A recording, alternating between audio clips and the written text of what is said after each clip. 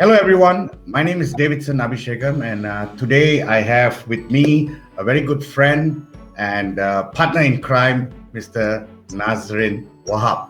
All right, in a few minutes, he's going to share with us some of his insight, and we're going to have a chat together so that all of us can together learn how to be better versions of ourselves in terms of online transition, whether it's teaching, whether it's conducting meetings in order to get engagement. It can be even with your clients. All right. So welcome, Nadzrin. It's nice to see you here today. Thank you for joining us and taking some time to be with us. Thank you so much, Dave, for inviting me to come in and join today. I'm really excited about talking to all of you and, of course, talking to you, Dave. So let's make this an interesting one, shall we? Yes, definitely. So, Nadzrin, so you know, some of us, the world after this pandemic, it has caused a lot of changes, a lot of realizations, and this pandemic definitely has transformed the process and the way that we now have adapted to digitalization, especially. Okay, whether it's learning, conducting meetings, trainings, and so forth. But as you also realize, many of us are now beginning to get back to work after this lockdown. Some of my friends, they're back to work full time, all right? And but businesses, however, still need to move on in terms of what they do and how they do things, whether it's conducting meetings and virtual meetings, seminars, workshops, or whatever that they do. So, did you also know, Nadzrin, is very interesting because I just came to realize a few months ago during this lockdown that even programs like yoga, music classes, and even a swimming class, funnily, have all actually moved virtually, right? Did you actually experience any of these, Nadzrin? Yes, I have. And I have been going for some of these classes myself. So being a virtual trainer, if you are someone who teach online, right, you have the responsibility to actually go and experience it as well. A good customer service person has to go and see what other customer service people are doing. So you must experience it as a customer before you can serve other customers. If you are a leader, you must know what it feels like as a follower. And since I do virtual training, I do classes online. I also need to see how other people do it because there's not just one perfect way. Everybody is creative. So I attend a lot of these classes and I'm amazed at what can be done. In fact, one of my friends in Dubai is currently studying jiu-jitsu. It's a Japanese martial art, but the Brazilian version. So It's called BJJ, or Brazilian Jiu-Jitsu, can actually be taught online. One of my dear friends is teaching meditation using WhatsApp.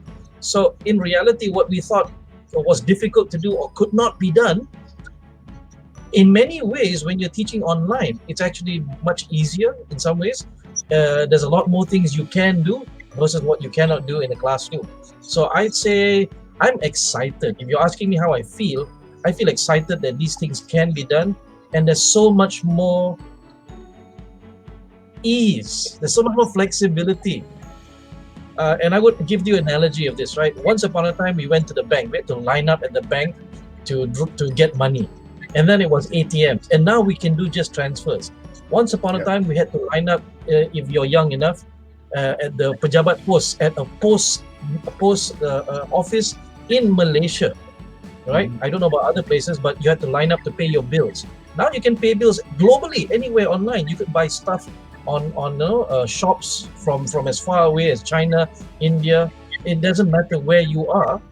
We have now become a global village, and that means that you can learn online, you can teach online, you can work online, you can lead online. There's so many things you can do. So I'm excited. I'm very excited. Yes, definitely, Nadzrin, because in this past two months, it has actually taught me a lot of things to actually see all the different businesses actually going online and doing things in a different way. Yes, a few changes probably in the way they do it. I, for one, to give you or to cite a quick example, started learning piano online. So I was telling my piano teacher, how are we going to achieve this? Because number one, you're not here. And number two, how are you going to see the pedals on my leg and what I'm pressing? And she actually sorted it out by getting me to have two cameras, one for my hands and actually one for my full body where she can see my legs. And we've been doing it for 2 months, and I'm really enjoying it. I'm excited for our next class, which is in a couple of days. So I agree with you that it's not only different, but it's also here to stay. It's here to stay, and it's something that I think we all should start embracing if we have not already. All right. So today, guys, Nazrin and I are also going to be talking about how to conduct virtual meetings, trainings, with meetings with your clients, with your vendors more effectively. Now, doesn't matter which platform you're using, but effectiveness is key in terms of online engagement. How do you actually utilize the correct tools to engage so that the outcome that you want can be achieved by all parties? They can hear you, they can clearly understand you, communication is heightened, and the end result is what we all want. All right, because sometimes, yes, by using certain tools, we may not use them effectively, and at the end of the day, you don't get what you want to achieve, or your customer may not be able to understand you properly, or it's not clear, or the tools that you use may not be engaging enough. So I'm going to chat with Nazrin, and we're going to find out a few more things about what he thinks. So Nazrin, tell us, what do you feel about this whole pandemic? Well, how has this changed what we feel, and how some people have been struggling, and maybe even your struggles? You can share a little bit about that, so everyone understands and knows that they are not alone. Thank you, Dave. Thank you for that question, because being someone who does a lot of work virtually, right? I do trainings online, I do meetings online. It's something that I've been used to for quite a while. But when the pandemic hit, me as a trainer, I do a lot of face-to-face trainings as well. Clients started canceling. They say, oh, we can't do this anymore, I can't do face-to-face training anymore. So that got me a bit down. Even me, who tends to do virtual classes as well, that got me down, because I could not imagine doing all my classes online. But then what happened was, I think it happens to quite a few people as well, you get depressed a little bit, you try and figure things out, but that's how the brain works, right? When you throw a problem to the brain becomes confused. And what does confusion mean? The brain's trying to figure it out. So trust your brain, trust yourself. It will figure it out. It's looking for ideas. And so I was a bit down in February and March, because things started getting worse globally. Then about April and May, I started figuring out. I started discovering, okay, this is what I want to do. These are the strategies. And when I say strategies, I mean in terms of how I market myself to the public. What courses am I going to run? Not for clients only, but also for the public. And that has done really well. So I know for a fact that in June, July, August, whatever comes, I will be better prepared. I'm not saying perfectly prepared, but I'll be better prepared for this. So that's how I feel right now. Okay. Well, I believe a lot of people feel the same way as you did, and something that I felt as well. I'll share that with you in a moment. But how do you think COVID has affected how people work?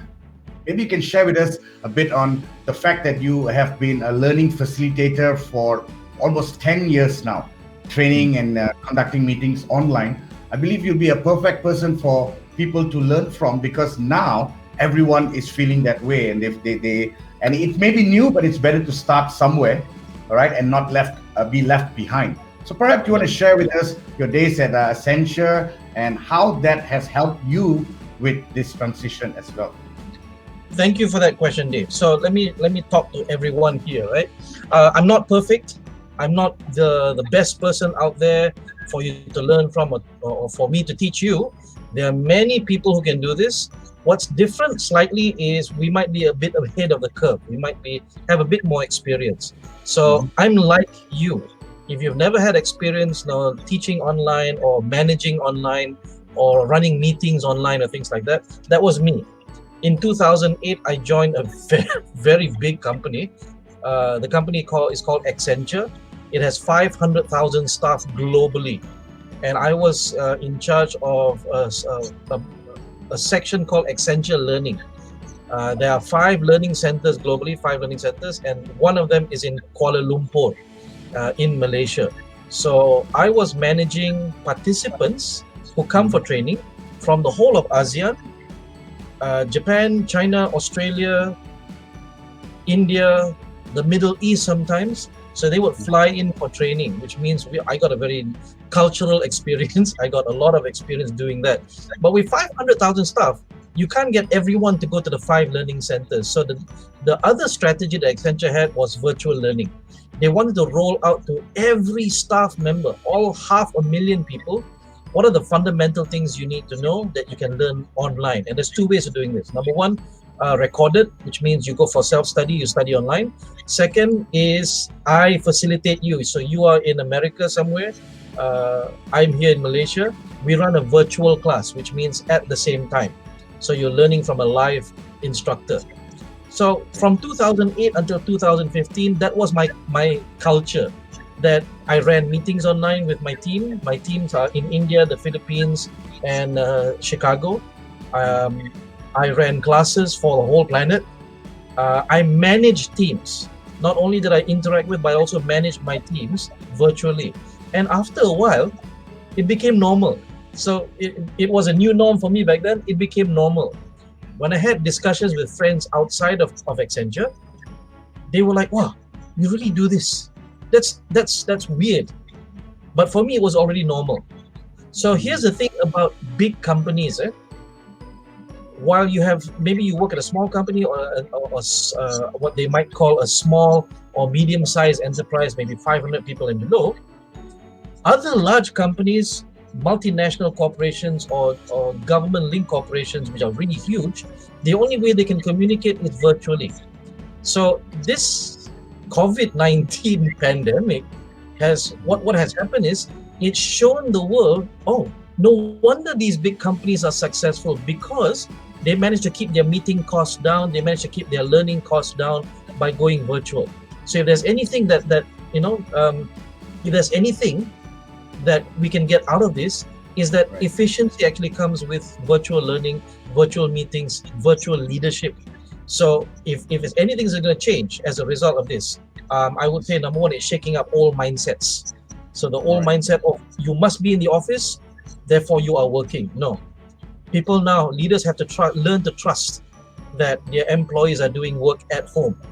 And in some cases, we've seen reported, they're actually doing better work from home than they are in the office. And we don't understand why yet. There's still research going on. But across the board, people are reporting it's actually easier to do work at home. Of course, some minor things like your cat running behind you, your children coming up to you, asking you for help. But they have been very often, isn't it? In some of our past meetings this past 1 month. So number one, mindset. Number two, all SOPs have to keep up. So they have to start rewriting their SOPs. And number three, there's the blurring between home and work. So what you have to do, and this is something entrepreneurs know a lot. Entrepreneurs who work from home all this while, they know that you need to keep a professional line in between. You need to have a workspace that's separate from everywhere else in the house. Because if you see a bed next to you, you're going to want to lie on the bed. Sure. So yes. I think this is a good time for us to reevaluate and relearn. And a lot of people already have across the world. So this is how I think is affecting work. Yep. I know, Nazrin, earlier you were asking me this question. So I know it was a personal question to me, but I think I want to share with our audience today. You asked me, as a professional trainer who's very used to physical meetings and trainings and workshops, how has this pandemic affected me? How I am keeping my business afloat? So I think I want to share with everyone, like how I shared with you earlier. So to be very honest, since this lockdown, which happened for us in Malaysia since March 18, I think to be exact, our lockdown was. For me, everything was very muddled at the beginning. So a lot of confused, I don't want to use the word depression. I wasn't depressed, but a lot of questions started playing in my mind. So I kept asking myself, what am I going to do now? Because there was confusion not just with me, but all around me, because I was stuck at home. And that's all I knew. They said, stay at home, don't leave your house. So I'm thinking, how am I going to communicate with my clients? How am I going to do trainings? How am I going to meet my customers?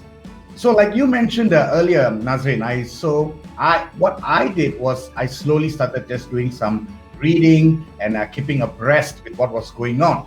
So to be honest, 2 weeks it took me. Well, I got involved in a lot of other things like cooking and more cleaning in the house and sanitizing my workplace and stuff like that. But then panic started creeping in. So what then? Because the Malaysian government further enhanced increased the lockdown period. So I told myself, well, I got to do something now. So what I did was I slowly started upskilling myself, enrolling myself in online programs, watching some webinars, and I slowly started to fully convert my business virtually, whether it's meetings or whether it's trainings or whether it's free webinars. It was a learning process for me, yes, as it is for a lot of people.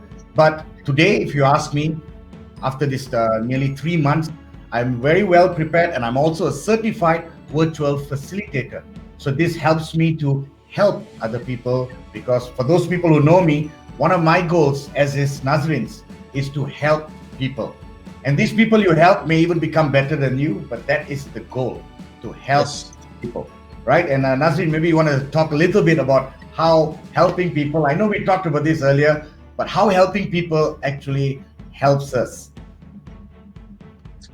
When you talk about helping people, what we're really saying is, how do we help people to go online? And going online is not like going online to buy stuff. We're talking about how do you work online. So because this is new, right? It's just the same as when you start a new job. This is the new normal. If you move from a job where you work at a small company and then you transition to a new company, of course you have to relearn everything from scratch. So this is nothing different. You are learning now how to work differently.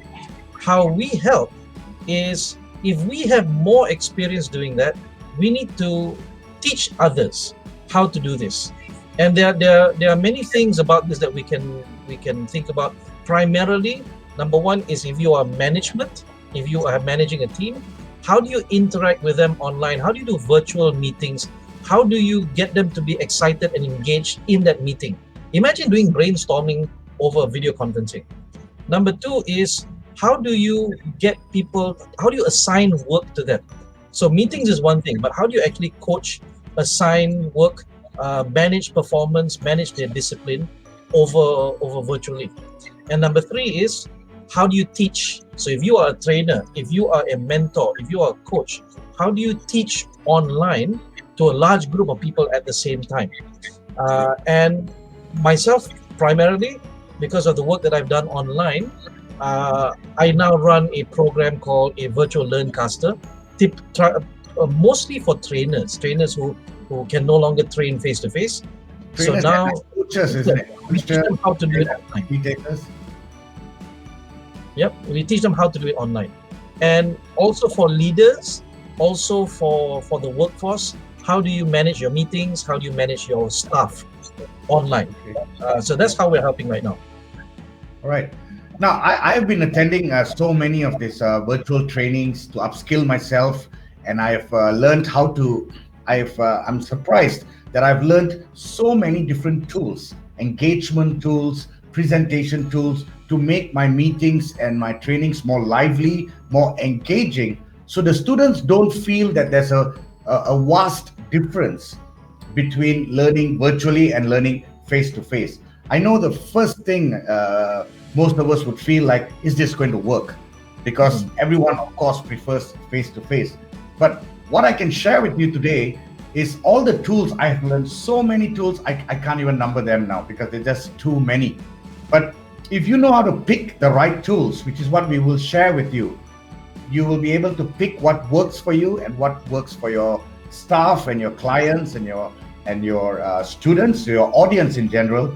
You will notice that not only it works, it can actually even be more effective than face-to-face meetings. Would you agree with that, Nazrin? Yes, I definitely agree with that. Um, and if you ask me what are some of the virtual tools, I would say Zoom, Okay. right? I like those tools. Those are the ones that I typically use online. But how about you? What do you prefer? Okay, well, because I'm a trainer and some of my clients have their own preference because of security reasons or simply because it's a platform that they already have in the organization. So Mhm. because I am a trainer, I had to prepare myself to be well versed in more than one platform. So some of the platforms, well, I actually use Zoom more than anything else, but we Mhm. also have clients who are well versed and prefer using MS Teams because their organization have already purchased Teams, or rather Microsoft Office, Microsoft 365 to be more exact, and programs also like Cisco's WebEx, or it could be Google Meet. So what we do is we try to utilize the tool that they are familiar with and that they prefer. However, I personally, if you ask me, I like Zoom. I'm well versed with Zoom as well. And I would like to stick to one tool so that it's the only tool I'm going to use. But Okay. we got to be flexible and use most because the functionalities are more or less the same. Okay, that's interesting because you know why? I know why I like Zoom because I've been using it for quite a few years now, and Okay. it is a tool that I fall back on. But then Right. I've discovered as a trainer that clients don't always want to use Zoom. So, question for you: are you aware that there have been some security issues with Zoom, and clients are really not they're not willing to use Zoom sometimes for their Okay. meetings or for their training. What do you have to say about that? Well, we got to face reality, if you ask me.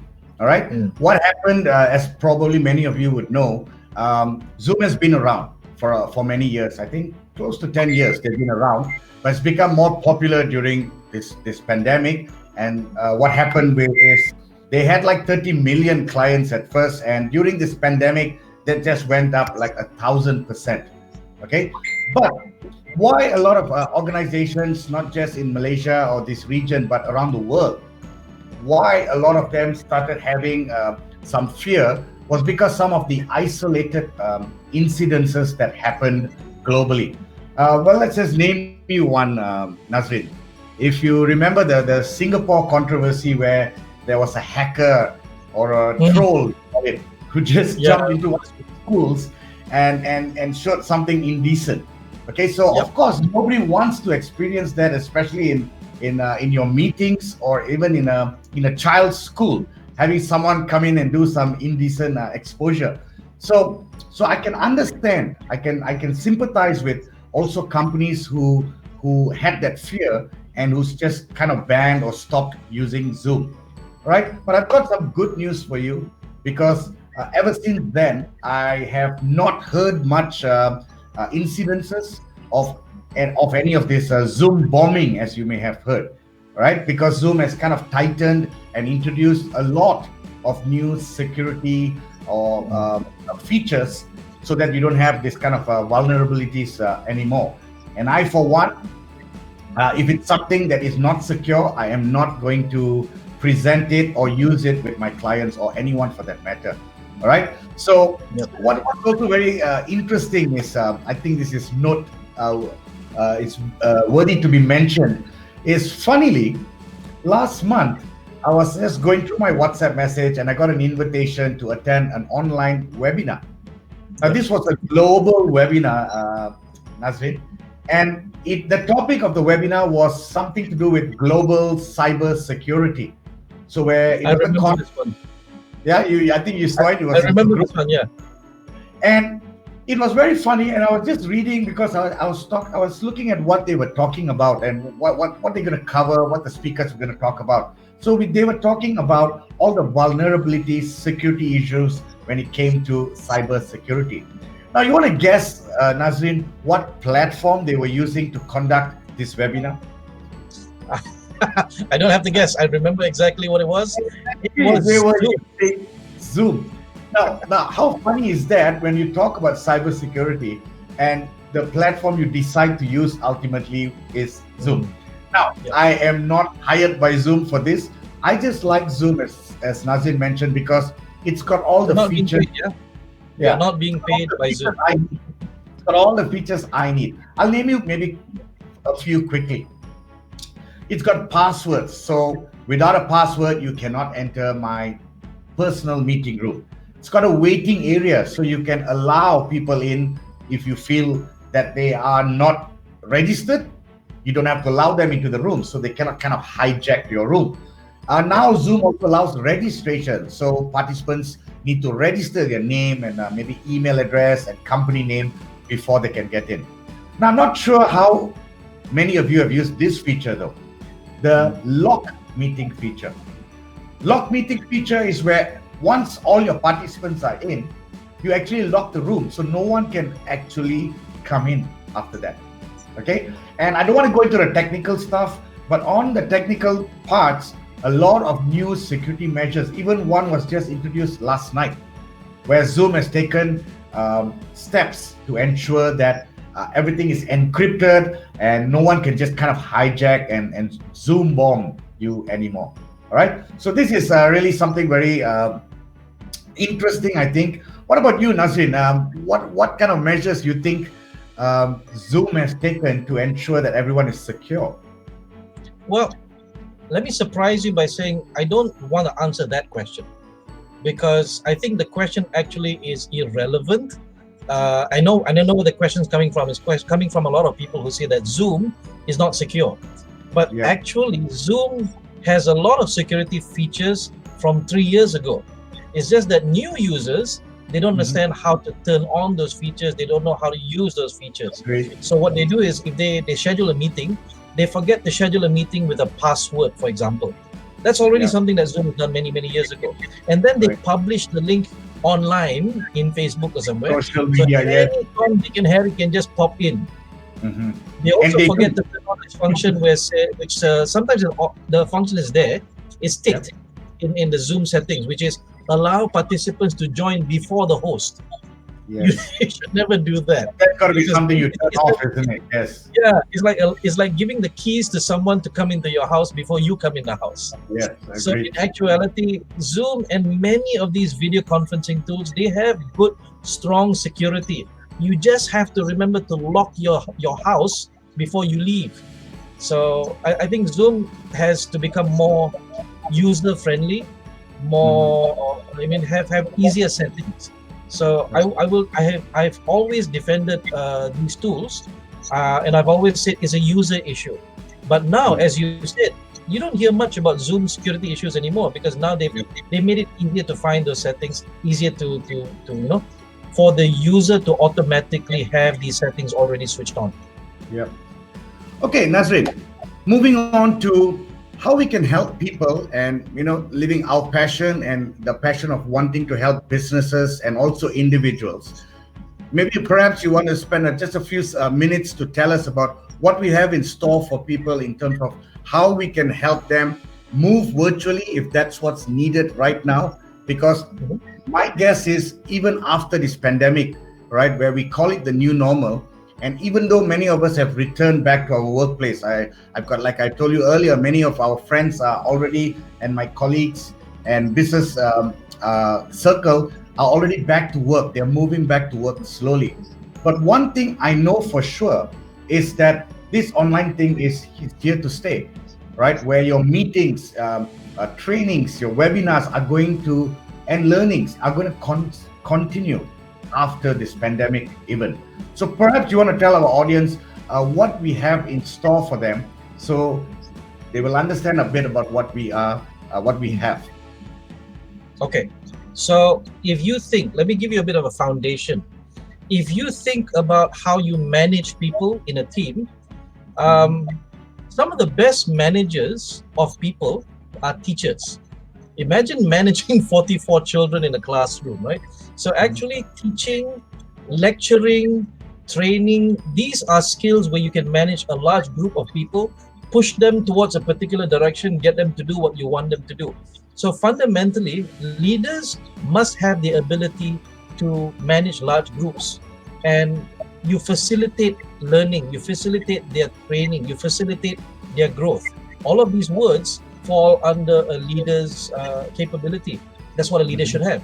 Even if you're a manager or supervisor, or you're just managing a small group, you must have the ability to teach, the ability to facilitate people's knowledge. Because cash flow, for example, is what runs the company, but learning is what runs the people.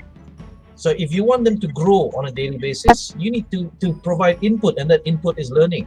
So what we're offering, what we say you need right now, is a very quick upskilling in how to teach, how to train, how to get people to learn online. And if you can manage to do this, you will capture every other leadership skill set under that. So Dave, the program that we're talking about, I introduced a little bit earlier, is called the Virtual LearnCaster Certification. And it's a certification program. At the maximum, it's a certification program where you get taught in 1 month. It's a 1 month engagement, but it's not a daily engagement. So there's still some space in between for you to do your actual work. It's a 1 month engagement where you spend only 6 hours in virtual classes live like this with us, right? So 6 hours, and then you have 4 pre-course tasks to do, things that you must complete before the class starts. So if I say 1 month, what I'm saying is week 1 is preparation, is logistics, is getting you to understand the tools that you're going to be using, the environment that you're going to be learning in, and then what you need to be aware of. Because think about this, like when you join the company, you have onboarding, you have new joiner orientation. That's exactly what we do in week 1. We get you to be comfortable with the learning environment first. And then week 2 and week 3, we have 3 classes. And usually we schedule these classes Monday, Wednesday, Friday, 1 hour each, where you meet us online like this. You meet the trainer online like this. But in between those classes, right? So it's 2 weeks. That means 3 classes a week. That's 6 virtual classes total.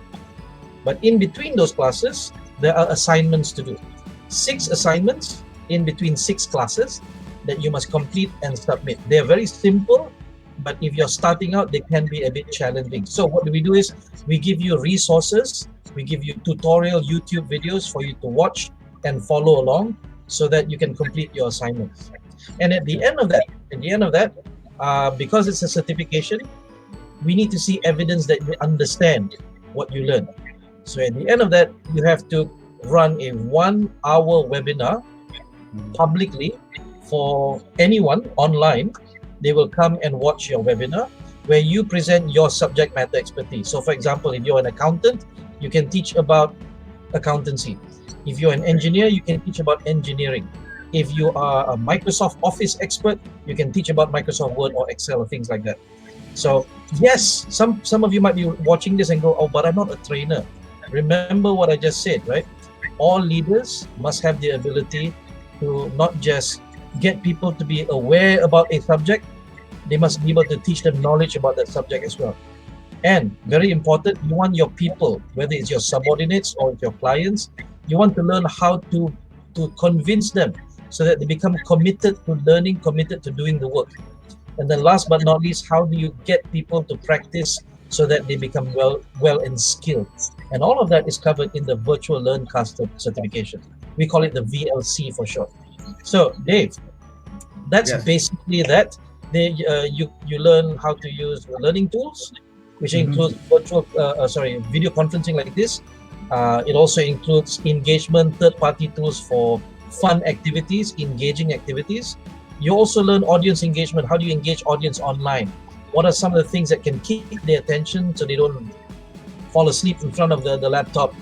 And also you learn instructional design. How do you design the sequence and structure of your training, your program, your meetings, how to do a meeting agenda properly so people don't fall asleep or people don't disappear during the meeting, and how to put all of that together for your use as a supervisor, a manager, a leader, or even a trainer. But that's not all, isn't it, Dave? There's more than that. So would you like No, to share what? I remember when the program was out, the intention was just to attract Malaysian trainers and coaches, facilitators, Yes. teachers, and also lecturers, all right, and managers or leaders, like you mentioned a while ago. But who else has it attracted to your surprise, or was it not a surprise? From which Well, countries have participants come from? oh yeah, I forgot to mention that. So originally I started the program to help my friends who are trainers, because they've lost their income. They virtually had no more clients calling them because clients said, stop all training, stop all face-to-face training. So I was surprised that not only Malaysians, we have Pleasant participants surprise. in Singapore, Qatar, Sri Lanka, Pakistan, India, and even one of my own mentors, one of my own teachers from Chicago, formerly of Accenture with me as well. She learned of it and she says, I would like to learn it. I would like to teach it over there as well in the States. So that was amazing. It has attracted people from around the world. And I believe that this means that people need it, people want to use it, and people can practice it. I'm surprised. So we've had teachers, we've had trainers, we've had managers, we've had wow, I We have engineers, CEOs as officers. well, isn't it? I'm blown away. Yeah. We have had CEOs in the program as well, and Oh yeah. through this program and looking at the type of audience that was attracted to attend it, I've actually seen that it's a no nonsense program where people come in and learn at their own pace, but at the same time you have a bunch of facilitators who are going to support their learning, who are going to motivate their learning, and a lot more things. Do you want to share a few more things in terms of what participants can gain in terms of the pre, at which I think you mentioned, but especially the during and the post? What are people going to get at the post of this program, unlike any other program we have seen before? Are you asking me, or would you like to share that? I'm asking you. Tell us Okay. what, because So you see, this is my take on this, Nazrin. A lot of times, programs where people attend, including yours, mine, or any program, people only learn about what they get after they enroll. Means they're not told or what they're going to experience. They're not told what they're going to experience until after they attend it. So today, what we are going to do, maybe you'd like to share in a minute or so, what they are going to experience. So this will give them that sense of looking forward to what this program is all about. okay. So when I go for training, rather than do training, when I go for training as a participant and I finish that training after 1 or 2 days, usually I feel lost. I feel like, so what I do now? I'm going to do it alone, so I have to figure this thing out. So what we've done is, after this program, this VLC certification, we don't leave you behind. What we do is one of two things. You will still have access to me and the facilitators who run the certification as over WhatsApp. So we can run Q&As. You can always ask. You can always ask for help, and we give you support for 1 year. That's not kidding. I'm not kidding. We give you support for 1 year. How do we know that we've done our jobs? When you say, Nazrin, I don't need you anymore. Dave, I don't need you anymore. Thank you very much. When you stop asking questions is when we know that we've done our jobs and we don't need to support you anymore. But even then, you can always come back to us. That's number one. You get real support, right? Real, sincere, honest support. This is not just a business thing. We want you to succeed. We want you to make your make your mark. Number two is we will provide support as a community, because all of the graduates of this certification, they don't just go away. They stay, they come together, and they help each other. Why? Because we, the facilitators, we, the trainers in the program, we don't purport to know everything. The tools will change every single day. Sometimes Zoom updates, sometimes WebEx updates, sometimes MS Teams updates. We don't know. So what happens is, as a community, we alert each other, hey, there's something new. So you get two kinds of support. You get support directly from the facilitators. You also get support from the community around you. It is a professional learning community that actively helps each other to learn how to facilitate, manage, and lead online. So this is what we promised you, and so far we fulfilled that amazingly well, because it's not just us, it is the graduates themselves helping each other. So you will have a place to ask questions with no fear. That's what we're offering. All right. Thank you so much, Nazrin, for sharing that with us. So the question that's probably on a lot of people's mind is, so what do I need to do? Now you will see a link that's been scrolling the past 40 minutes that we are since this talk or this interview has begun, which is www.bit.ly/Vivid2020. Now click on that link if you'd like to just share your contact information with us, and we will share with you what this program is all about. Now don't be surprised at the price that you're going to see, because this price is out of the good heart of Nazrin and the team in order to help people, if you remember us mentioning that at the beginning, right? And guess what? If you don't sign up for the program, that is really okay. And we'll want to give you a gift just for giving us your name. And the gift is going to be an ebook on how you can run, or how Nazrin runs his programs or virtual programs online. It's a very interesting book. I've read it myself, and it's yours. And all you need to do is to click on the link that you see scrolling at the bottom of the screen. So thank you all very much for spending your last 40 minutes with us. Thank you, Nazrin. Any parting words before we go? Thank you, Dave. All I'm saying is, if you don't change, then change will come anyway. If you are a trainer and you're listening to this, back in the 80s and the 1990s, trainers were using overhead projectors. Lecturers were using overhead projectors. And then suddenly projectors, LCD projectors and Microsoft PowerPoint comes. And what happened to these trainers and lecturers? Some of them were happy. Oh, we got new technology to work with. Some of them complained. What is this? Why must I use computers? So difficult. All I need is just a transparency and an overhead projector. And the people who complained, who did not want to change, they got left behind. Now it's our turn. Do we complain or do we change? If you complain and you decide, no, after COVID disappears, things will go back to normal. Well, if you look at human history, nothing has ever gone back to normal. Things just keep progressing, things just keep changing. So at the minimum, we will want to know how to be able to work online. At the maximum, you will want to know how to teach and lead online. And this program will help you do that. It will help you kickstart that. So my parting words is change or be changed. We have no choice left. Dave, back to you. Thank you so much, Nazrin, for your time, and thank you, audience, for listening. Now the link is right down there. Click it and receive your free book. And thank you for listening to us for the last 40 minutes. Good luck, guys. Thank you. Bye.